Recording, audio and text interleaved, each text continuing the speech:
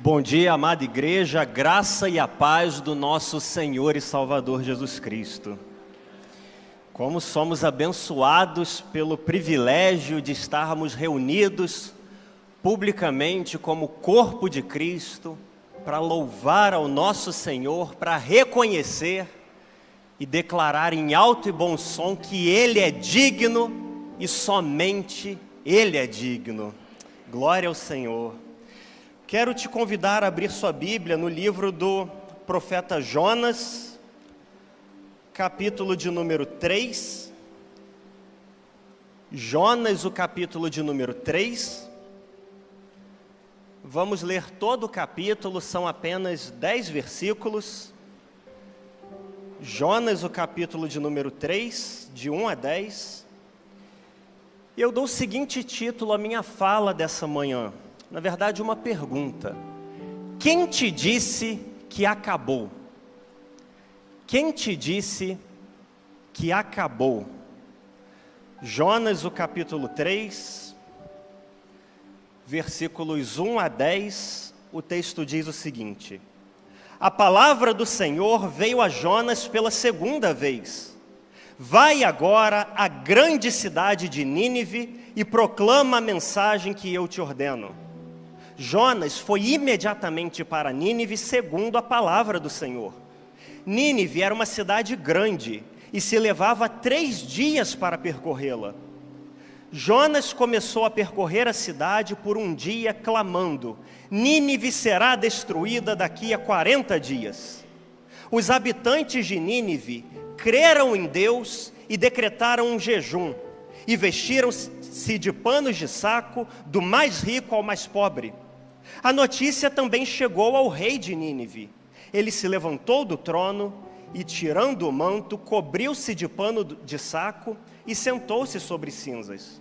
Então fez uma proclamação e a publicou em Nínive por decreto do rei e dos seus nobres: que nem homens, nem animais, nem bois, nem ovelhas provem coisa alguma, não comam nem bebam água, mas sejam cobertos de pano de saco, tanto os homens como os animais, e clamem com fervor a Deus, e cada um se converta do seu mau caminho e da violência de suas mãos. Talvez Deus se volte, arrependa-se e afaste o furor da sua ira, de modo que não morramos. E Deus viu o que eles fizeram, como se converteram do seu mau caminho, então arrependeu-se do castigo que lhes enviaria e não o executou. Vamos orar mais uma vez. Deus amado, nosso coração se enche de alegria, Pai, porque o Senhor preparou este dia, o Senhor preparou este momento para que estivéssemos juntos aqui, agora na iminência de ouvir a Tua palavra que foi lida e será exposta, Pai. O nosso grande desejo, a nossa grande expectativa é ouvir a Tua voz, e por isso nós te pedimos, Pai, que o Senhor abra os nossos ouvidos, que o Senhor abra o nosso coração, que o Teu Espírito Santo ministre com clareza sobre as nossas vidas, e nós saiamos daqui com a certeza de que ouvimos o Senhor falar conosco, Pai. Fala, é o que nós te pedimos em nome de Jesus.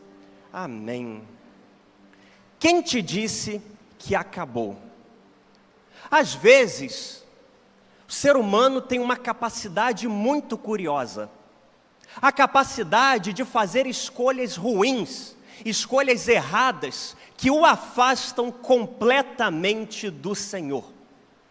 A capacidade de pecar, de se desviar dos caminhos de Deus, a tal ponto de nós olharmos para a nossa própria vida e percebermos uma enorme distância entre o que temos vivido e o nosso Senhor, entre o caminho que temos trilhado e aquilo que o Senhor esperava que estivéssemos vivendo.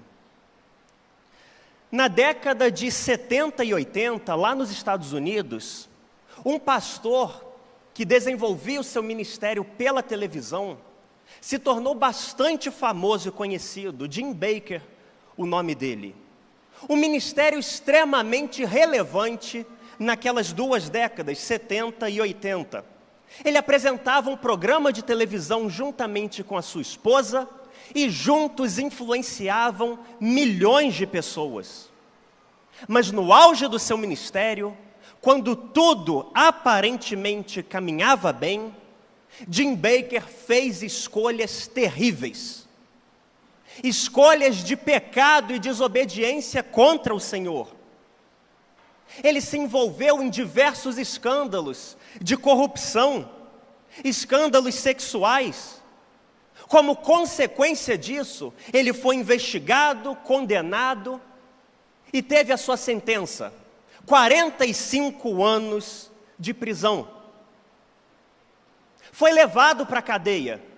Um homem que antes vivia para a glória de Deus, cujo ministério influenciava tantas pessoas, fez escolhas absolutamente erradas e foi parar na prisão, abandonado, humilhado, falido, esquecido. E lá na prisão ele escreveu a sua autobiografia. Em determinado momento ele diz: eu estava em uma cela fria, sem ministério, sem amigos, sem dignidade, sem futuro. Pela primeira vez na vida, eu achei que eu tinha encontrado o meu fim. E foi ali naquela prisão em que Jim Bakker se encontrava, que ele reencontrou a graça de Deus. Quando em determinado dia, ele recebeu a visita de um pastor chamado Franklin Graham, filho do grande evangelista Billy Graham. Franklin Graham o visitou na prisão e disse: olha, Jim Bakker, meu pai tem uma mensagem para você. Ele mandou te dizer que ainda há esperança. E quando você sair daqui, tem um lugar na nossa casa para você. Aquele gesto, aquela visita, atingiu o coração de Jim. Por conta da conversa com o pastor Franklin Graham, ele foi reconduzido aos caminhos do Senhor. Se arrependeu profundamente e foi restaurado. E hoje, longe dos holofotes, de uma maneira completamente diferente, discreta, ele continua servindo a Deus, falando da graça que alcança os caídos. E ele costuma dizer: eu sou a prova viva de que Deus não termina a história quando a gente falha. Eu sou a prova viva de que Deus não termina a história quando a gente falha. Às vezes, Ele está só começando. A história de Jim Bakker talvez reflita a sua história, porque talvez você também tenha feito escolhas erradas, tenha pecado, tenha desobedecido ao Senhor, tenha se desviado dos caminhos do Senhor, e por conta disso esteja vivendo longe daquilo que deveria viver. E justamente por ter se desviado dos caminhos do Senhor, por ter caído, ter abandonado o Senhor, vem a voz do inimigo na sua consciência que começa a dizer e a soprar para você: agora acabou, agora Deus não vai te usar mais. O seu relacionamento com Deus a partir de agora nunca mais vai ser o mesmo. Você nunca mais vai conseguir viver na presença de Deus, na presença do Senhor, aquilo que você já viveu um dia.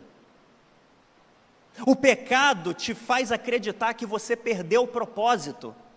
A vergonha te cala, a culpa talvez esteja te prendendo.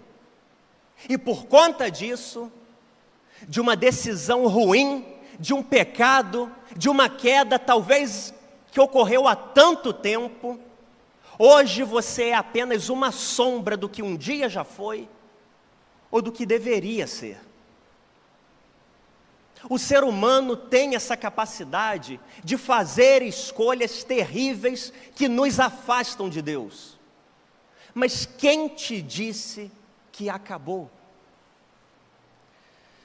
O que fazer quando você não vive tudo que o Senhor tem para você, por conta de um pecado, por conta de um erro, de desobediência, de rebelião contra o Senhor, de culpa que você carrega e que te fazem pensar que você nunca mais poderá experimentar a presença de Deus, nunca mais poderá servir a Deus. E é nesse momento que Deus, na sua infinita misericórdia, derrama sua graça sobre nós. Nesse capítulo 3 de Jonas que nós lemos, nesse capítulo fica muito claro para nós que quando parece que é o fim, Deus entra em forma e cria novos recomeços. Quando parece que é o fim, Deus entra em cena e cria novos recomeços. E o texto que nós lemos nos apresenta 3 verdades acerca de Deus, mesmo quando nós pecamos e pensamos que é o fim.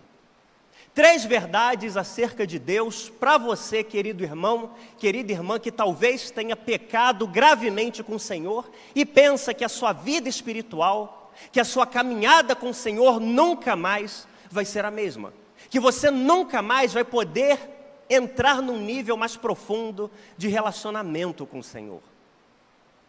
Em primeiro lugar, Deus ainda se relaciona com quem falhou.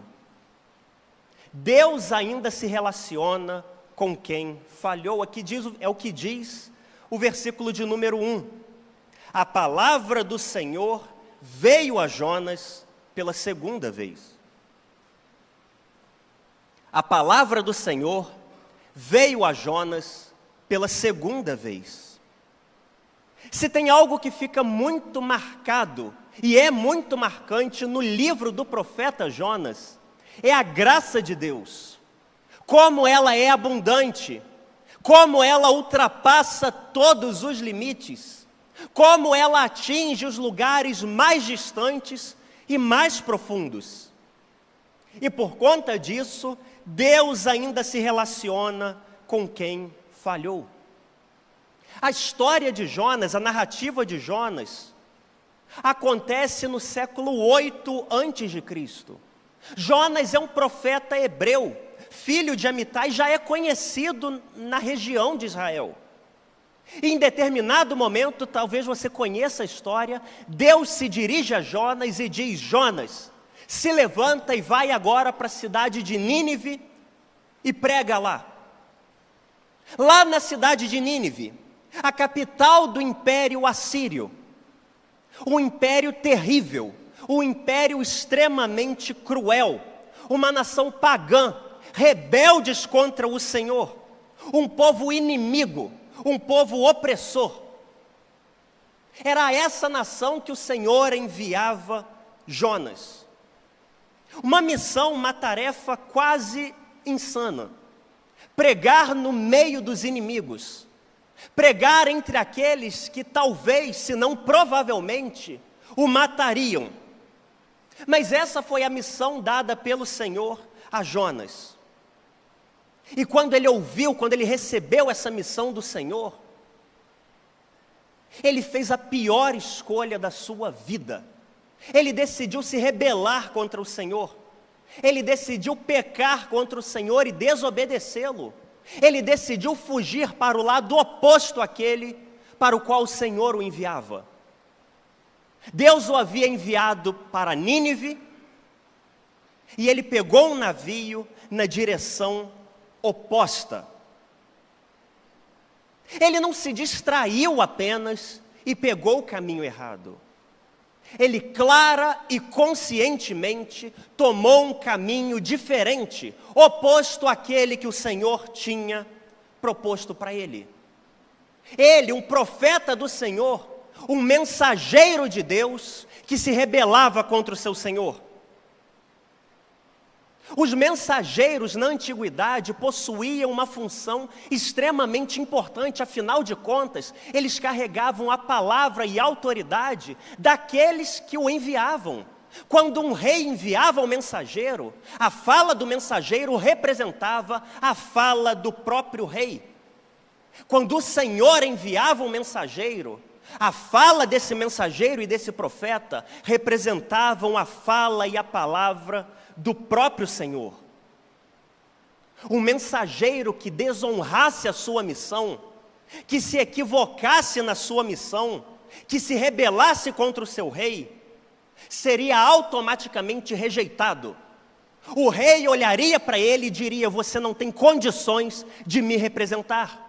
Você não tem condições de transmitir as minhas palavras, porque eu te dei uma missão e você falhou. Eu te dei uma ordem e você desobedeceu. Você não tem condições de me representar, portanto eu te rejeito.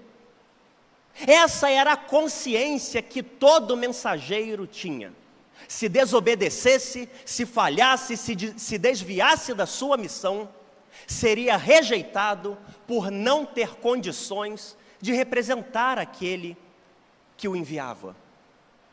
E mesmo tendo essa consciência, foi exatamente isso que Jonas fez. Deus o envia para um lado e ele conscientemente toma o caminho oposto. Desobedeceu o Senhor, pecou contra o Senhor, falhou na sua missão, tinha tudo para ser rejeitado por Deus. Podia ter sido abandonado pelo Senhor lá no ventre do peixe para morrer. Mas não é isso que o Senhor faz com ele. Mesmo depois da sua queda, da sua clara rebelião contra o Senhor, o versículo de número 1 nos diz: a palavra do Senhor veio a Jonas pela segunda vez. É isso que o Senhor faz. Ele quebra os padrões humanos de juízo e de rejeição, de substituição. Deus não se voltou para Jonas e disse: olha, Jonas, eu te dei uma missão, você pecou contra mim e me desobedeceu, então eu te esqueço, eu te abandono e eu vou levantar outro para ir até Nínive.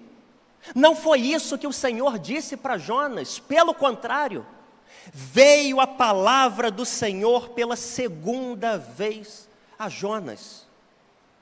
Ele novamente fala com quem falhou. Ele novamente busca relacionamento com quem caiu. Ele novamente se dirige a quem pecou contra ele. E isso é sinal da graça de Deus, queridos irmãos. Talvez você esteja se sentindo como Jonas. Talvez você tenha agido como Jonas. Você sabia o que Deus queria de você. Você sabia o que Deus esperava de você, mas ainda assim escolheu fazer diferente. Escolheu pecar contra o Senhor. Escolheu se rebelar contra Ele. Fez uma escolha que te levou para muito longe daquilo que Ele tinha para você.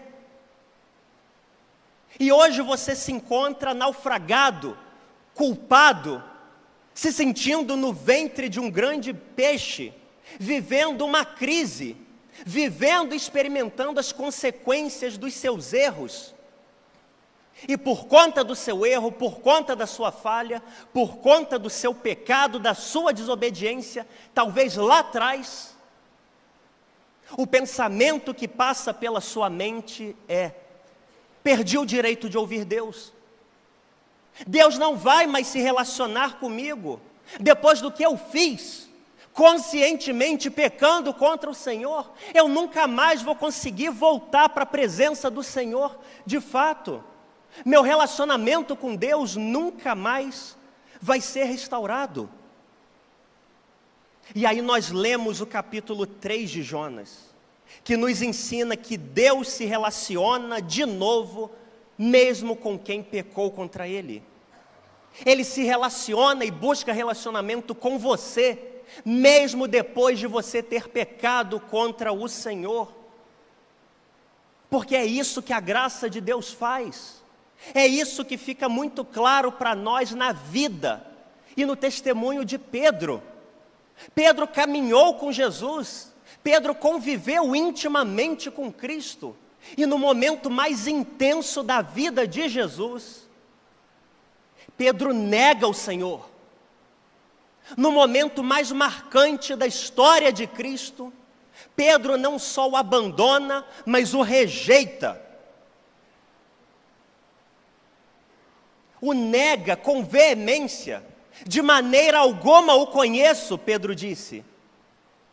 Mas mesmo tendo abandonado o Senhor, mesmo tendo negado qualquer relacionamento com Cristo, quando Pedro se arrepende, Cristo retoma o relacionamento com ele. E pouco tempo depois, nós vemos um diálogo lindo entre Cristo e Pedro, onde Cristo pergunta: Pedro, você me ama? Então apacenta as minhas ovelhas, porque é isso que o Senhor faz. Ele não desiste de se relacionar com você que errou.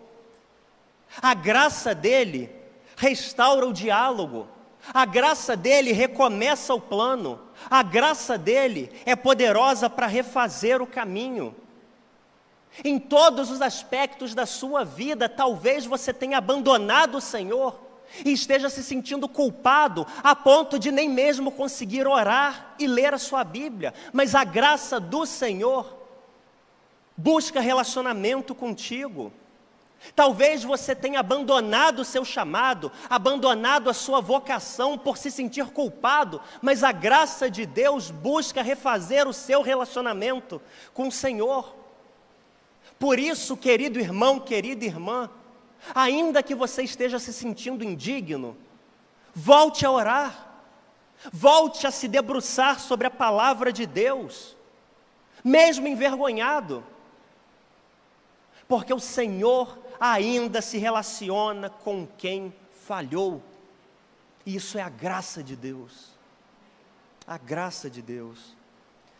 Mas o texto vai adiante e nos apresenta uma segunda verdade ainda, mas eu te pergunto, você está comigo até aqui? Em primeiro lugar, não apenas Deus ainda busca relacionamento com quem falhou, mas em segundo lugar, Deus restaura a missão que foi abandonada. Deus restaura a missão que foi abandonada. É o que diz o versículo de número 2. Vai agora à grande cidade de Nínive e proclama a mensagem que eu te ordeno. Vai agora à grande cidade de Nínive e proclama a mensagem que eu te ordeno. Muita coisa havia acontecido e mudado entre o início do primeiro capítulo e esse capítulo 3. Muita coisa aconteceu, muita coisa mudou. Nesse espaço de tempo, Deus havia chamado Jonas, Deus havia enviado Jonas para Nínive. Jonas tinha recebido a missão, mas tinha tentado fugir de Deus, se escondendo num navio que ia para a direção oposta. E por conta disso, Deus havia enviado uma grande tempestade, que fez com que Jonas fosse lançado no mar. Jonas foi engolido por um grande peixe, passou 3 dias no ventre desse peixe, clamou ao Senhor. O peixe vomitou Jonas na praia. Deus se dirigiu de novo a Jonas. Muita coisa aconteceu desde o início da história de Jonas até esse momento. Mas uma coisa não mudou. A ordem dada por Deus a Jonas e a missão dada pelo Senhor, confiada pelo Senhor, àquele a quem ele tinha escolhido. Veja a missão dada por Deus a Jonas, inicialmente no capítulo 1, versículo 2, Jonas capítulo 1, versículo 2. Vai agora à grande cidade de Nínive e prega contra ela, porque a sua maldade subiu até mim. Capítulo 3, versículo 2. Vai agora à grande cidade de Nínive e proclama a mensagem que eu te ordeno. Mesmo depois da rebelião de Jonas, mesmo depois da desobediência, do pecado de Jonas, a missão do Senhor para ele continuava a mesma. E isso revela algo muito importante a respeito de Deus. Deus não mudou de missão, Ele não adaptou, Ele não reduziu, Ele não desistiu. Pelo contrário, Deus restaurou a Jonas a missão original, exatamente como ela era. No Antigo Testamento, ou no Antigo Oriente, sendo um mensageiro, o representante daquele que o enviava, a coisa mais comum de acontecer com um mensageiro que falhava na sua missão, era que ele fosse permanentemente substituído. Não cumpriu a missão, desobedeceu a ordem que o rei havia dado, se desviou de alguma forma, troca o mensageiro. Não tem segunda chance. É uma oportunidade e olhe lá. Mas isso é exatamente aquilo que não acontece com Jonas. Porque Deus não segue esse protocolo. Se você falhar, você está descartado. E eu vou procurar outro para te substituir. Deus não procura substitutos para aqueles que caíram. Ele procura te restaurar e em você restaurar a missão que Ele te deu. Isso é sensacional, irmãos. Quando eu e você erramos, Deus não tem um substituto para nós. Na verdade, o plano de Deus é nos restaurar, e em nos restaurando, Ele restaura a missão original tal qual ela era. É exatamente isso que nós vemos por vezes recorrentes na Bíblia. Moisés fracassou, mas continuou sendo chamado por Deus. Davi pecou contra o Senhor, mas a aliança feita com Deus nele não foi revogada. Pedro negou o Senhor Jesus, mas ainda assim Cristo disse para ele: apacenta as minhas ovelhas. Jonas havia abandonado, se rebelado contra o Senhor, mas ainda assim lá estava Deus, falando novamente com ele, o enviando novamente a mesma missão. Porque quando nós falhamos, nós pecamos, a missão não é cancelada, mas Deus nos leva à restauração, e quando somos restaurados, retomamos a missão. Quantas vezes por medo, por ter pecado e se sentir desanimado, nós não somos tentados a abandonar aquilo que Deus nos confiou. O chamado que Ele fez a você para que você servisse, e então você decide se calar. O ministério que Ele te confiou e você decide se afastar absolutamente. Uma promessa e você deixa para lá e abandona por vergonha ou por se sentir indigno. A tendência do ser humano, do nosso coração, é de achar que se nós falhamos, Deus simplesmente vai transferir o plano dele para outra pessoa. E nós ficamos abandonados, e nós perdemos o propósito, e nós perdemos a missão, porque agora outra pessoa vai assumir aquilo que deveria ter sido nosso. Mas quando nós lemos o capítulo 3 de Jonas, fica muito claro que quando há arrependimento e disposição, Deus restaura não apenas a comunhão, mas a missão. Deus restaura a missão quando Ele restaura você. Quem te disse que acabou? Talvez Deus esteja dizendo para você nessa manhã: levante-se, volte àquilo que eu te mandei fazer. Eu não quero te substituir, eu quero te restaurar. E quando você estiver restaurado, a mesma missão continua te esperando. Aquilo que eu confiei a você, só você vai realizar. Quem te disse que acabou por conta do seu pecado, por conta do seu erro, por conta da sua falha? Quem te disse que acabou? Deus está disposto a restaurar a missão que você abandonou.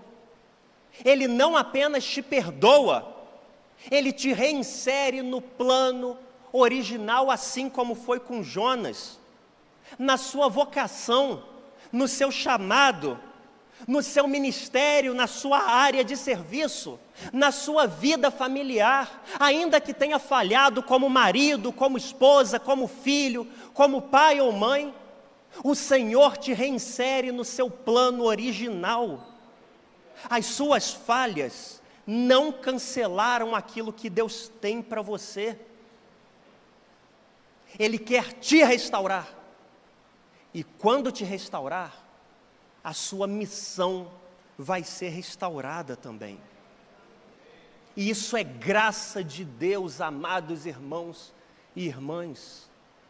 Quem te disse que acabou? O texto vai além, nos apresenta ainda uma terceira e última verdade a respeito do Senhor, mesmo quando nós falhamos. Terceiro e último lugar, Deus muda o destino de quem se arrepende. Deus muda o destino de quem se arrepende. É o que dizem os versículos 5 e 10. Versículo 5 diz: os habitantes de Nínive creram em Deus e decretaram jejum, e vestiram-se de pano de saco, do mais rico ao mais pobre. Versículo 10. E Deus viu o que eles fizeram, como se converteram do seu mau caminho, e então arrependeu-se do castigo que lhes enviaria, e não o executou. A graça de Deus é sólida no livro de Jonas. E ela é manifestada não apenas na vida do profeta, mas na vida também dos ninivitas. Nínive era a capital do Império Assírio, um povo extremamente cruel, uma das nações mais temidas da antiguidade. A capital de Nínive, a Síria, era famosa por conta da sua crueldade, por conta das suas torturas públicas, por conta da sua violência contra os seus prisioneiros, por conta das suas orgias, por conta de tudo quanto é ruim. A cidade de Nínive era famosa por isso. Por isso Jonas não queria ir para aquela cidade. Mas ainda assim, depois de um período conflituoso com o Senhor, ele atendeu o seu chamado, se dirigiu a Nínive e passou um dia pregando.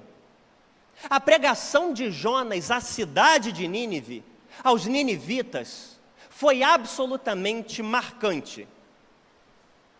É a pregação mais curta já registrada. Na língua original, o hebraico, essa pregação consistia de 5 palavras apenas, que traduzido significa: ainda 40 dias e Nínive será destruída. Isso foi tudo que o profeta Jonas falou àquela cidade. Essa foi a pregação dele àquele povo. Uma pregação severa, uma pregação de juízo, uma pregação que não apresentava e não manifestava a graça de Deus, manifestava apenas o juízo do Senhor. Ainda 40 dias está tudo acabado para vocês. Jonas não pretendia manifestar a graça de Deus, mas a graça do Senhor é abundante, e quando ele prega, mesmo uma pregação aparentemente vazia de graça, o Senhor manifesta a sua graça, e algo extraordinário acontece, algo humanamente improvável acontece, diante de uma mensagem tão severa, tão curta, apenas 5 palavras, o improvável acontece. Toda aquela cidade crê no Senhor, toda aquela cidade se arrepende diante do Senhor, e como consequência do seu arrependimento, o Senhor mudou o caminho e o destino daquela nação. se vestiram de panos de sacos, sentaram sobre cinzas. O rei declarou um jejum sobre todos, mas não foi isso que Deus olhou. Não foi para o fato de estarem vestidos de panos de sacos, não foi para o fato de estarem sentados sobre cinzas, de derramarem cinzas nas suas cabeças, não foi para o fato de não se alimentarem por 3 dias.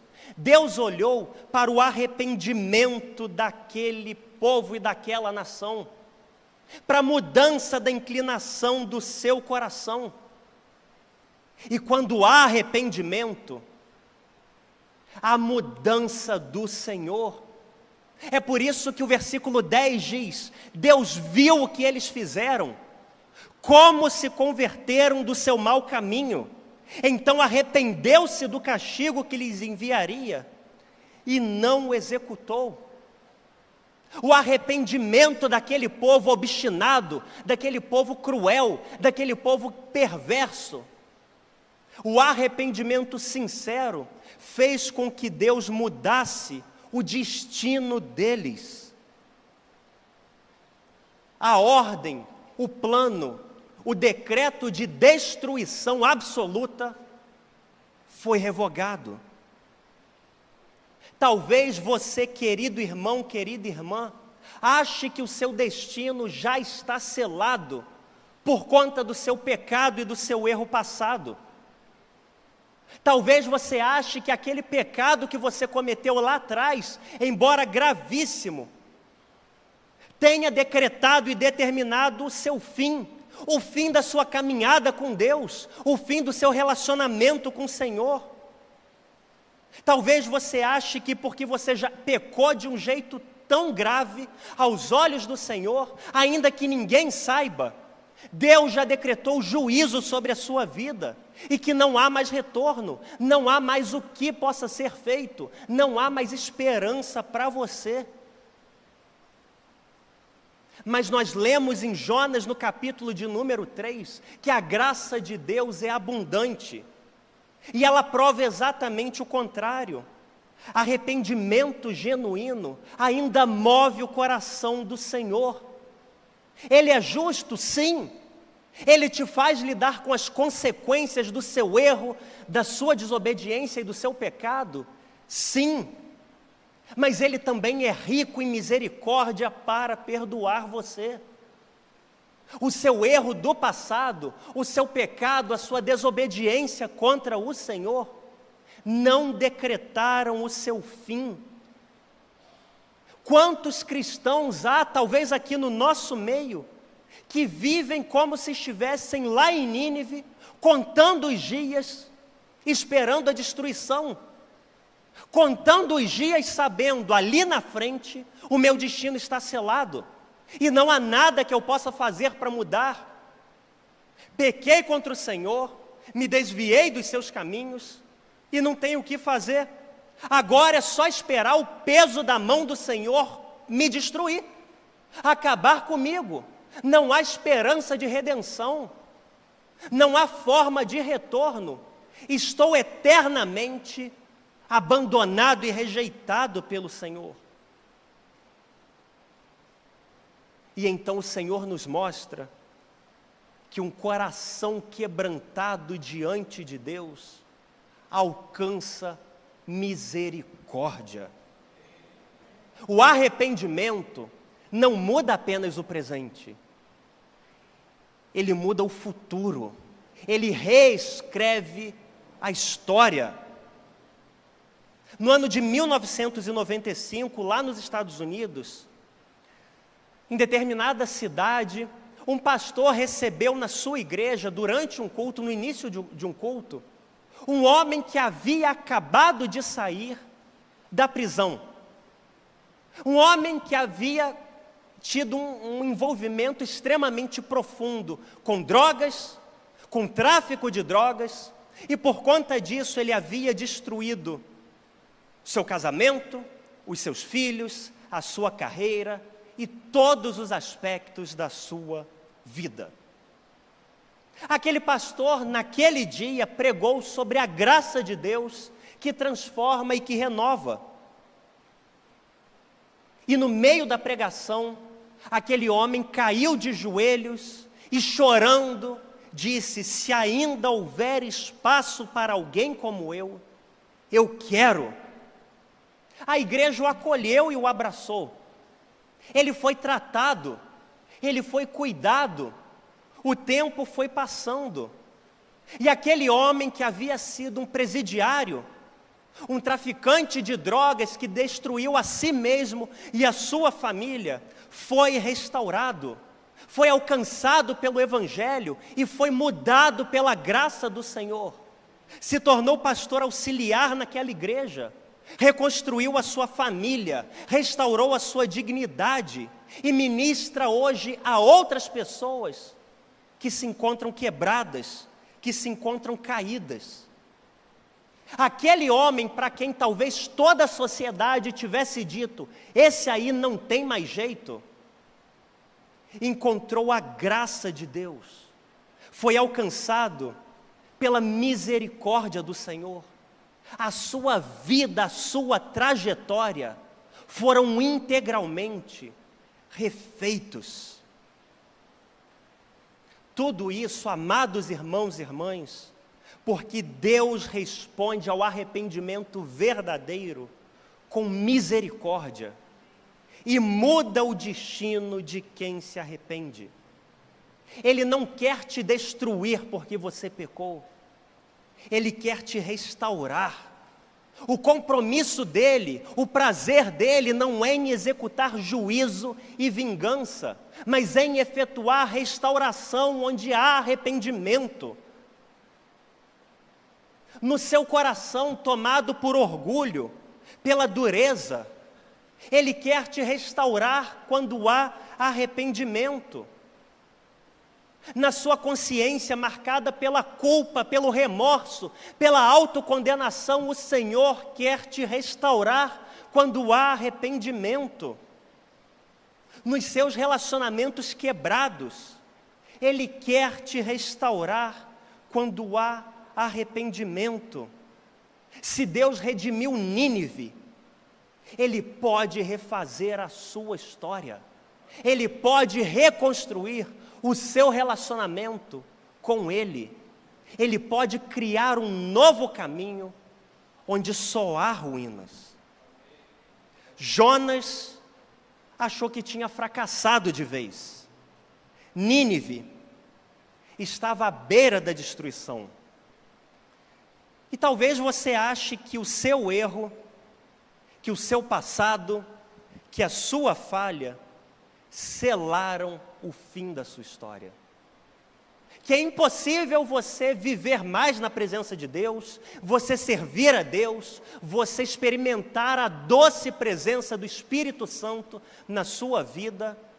Talvez você esteja como Jonas ou os ninivitas, achando que não há o que fazer, e que agora tudo o que resta é morrer dentro do peixe, ou aguardar os 40 dias para experimentar a destruição do Senhor. Mas nessa manhã Deus olha nos seus olhos e te pergunta: quem te disse que acabou? Ele ainda busca relacionamento com quem falhou. Ele restaura em você a missão original que você abandonou. Ele muda o seu destino quando você se arrepende. Por isso, volte a buscar relacionamento com Deus. Volte para os caminhos do Senhor. Retome aquilo que você abandonou. Se arrependa dos seus pecados. E permita que Ele reescreva a sua história.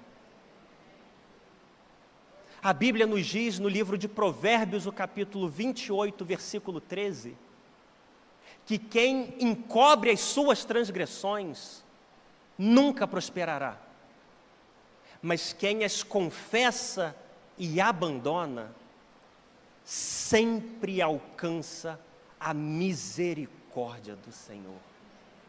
Quero te convidar a fechar os seus olhos. Nós vamos orar nesse momento. E eu quero orar de uma forma muito especial com você, amado irmão, amada irmã, que já entregou a sua vida a Jesus, mas ao longo da sua caminhada pecou contra o Senhor, abandonou os caminhos do Senhor, falhou, desobedeceu, e aquele seu pecado que talvez tenha acontecido há tanto tempo, grudou na sua mente, grudou no seu coração de uma forma que você nunca mais conseguiu ser a mesma pessoa. Não é isso que o Senhor tem para você. Ele quer restaurar os seus caminhos, Ele quer restaurar a sua vida, Ele quer restaurar o seu ministério. Eu quero orar com você, que tem se sentido como Jonas, como os ninivitas, mas que quer experimentar a graça de Deus, quer experimentar essa doce misericórdia do Senhor e retomar a sua caminhada a pleno vapor diante do Senhor. Te convido a levantar uma das suas mãos para que eu possa orar por você. Alguém ali, uma pessoa. Deus abençoe, Deus abençoe, Deus abençoe, Deus abençoe, Deus abençoe, Deus abençoe, Deus abençoe. Convido a igreja a se colocar de pé. O Senhor não nos descarta, não nos despreza quando pecamos, quando falhamos, quando nos desviamos, mas nos convida ao arrependimento. E eu quero tornar isso visível nessa manhã. Você que levantou uma das suas mãos, reconhecendo que pecou contra o Senhor, que se desviou dos seus caminhos, mas que se arrepende diante do Senhor. Quero te convidar a um passo de coragem, vindo aqui à frente, para que nós possamos orar por você enquanto o louvor é ministrado. Você pode vir e em seguida nós vamos orar por você juntos. De todas as provas que eu já passei, é bem difícil, Senhor, a gente ter que ouvir acusações do vil tentador. Lembranças do passado vêm e querem me fazer parar, ou mesmo palavras de alguém que não quer na gente acreditar.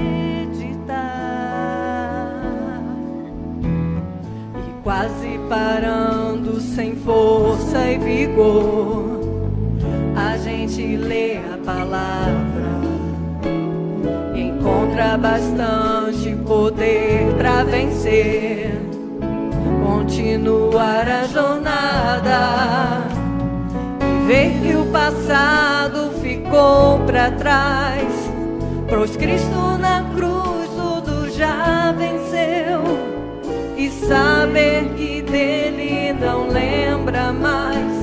Eu canto pra glória de Deus.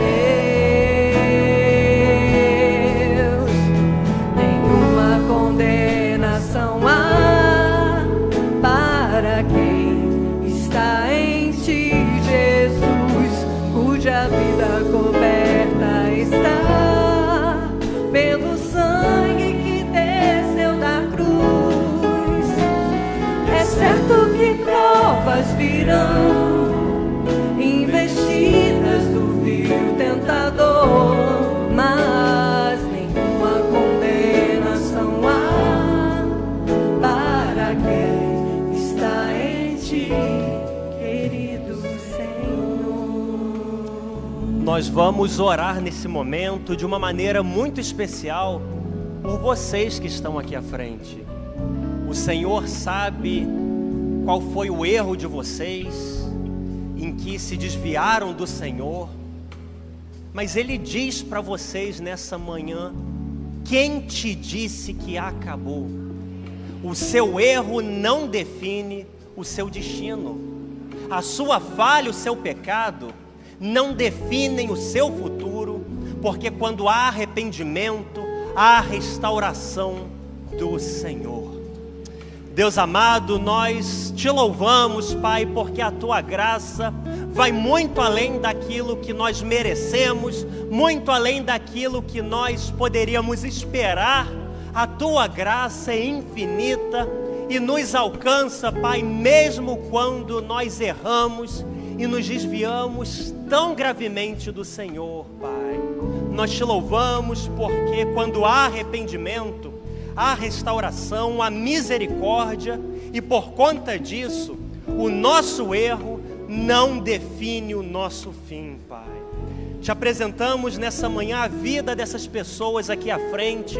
O Senhor sabe o que já viveram, o Senhor sabe o que já enfrentaram, aquilo que marca as suas vidas e tem impedido de viverem plenamente nos caminhos do Senhor, Pai. A nossa oração como igreja, como corpo de Cristo, é que sejam libertos pelo Senhor nessa manhã, que recebam a Tua misericórdia restauradora nesta manhã, que saiam daqui livres de todo peso de culpa, de todo peso de substituição, de todo peso de abandono, e sejam reinseridas na sua vida e na sua caminhada contigo, Pai. Que saiam daqui sendo aquecidas no seu interior pelo Teu Espírito Santo, que gera vida, que gera renovo, que gera recomeço. E dessas pessoas que estão aqui à frente, daqueles também que levantaram as suas mãos, mas não vieram, o Senhor levante grandes e poderosos homens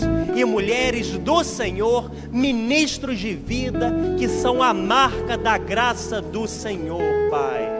Agora que chegamos ao final do culto desta manhã, te pedimos que o Senhor não permita que nada roube a mensagem que foi anunciada, o texto que foi lido, mas que, pelo contrário, Teu Espírito Santo grave essa mensagem nos nossos corações, nos levando à meditação, à reflexão, e que muito fruto de vida seja produzido ainda em nós, Pai. Desde já nos prepara o nosso coração para tudo aquilo que receberemos do Senhor no culto da noite. E agora nós oramos dizendo que o amor de Deus, o nosso Pai, a graça salvadora de Cristo Jesus e a doce consolação do Espírito Santo conosco sejam, e com todo o povo de Deus pela face da terra espalhado, desde agora e para todo sempre. Amém e amém. Que o Senhor te abençoe abundantemente.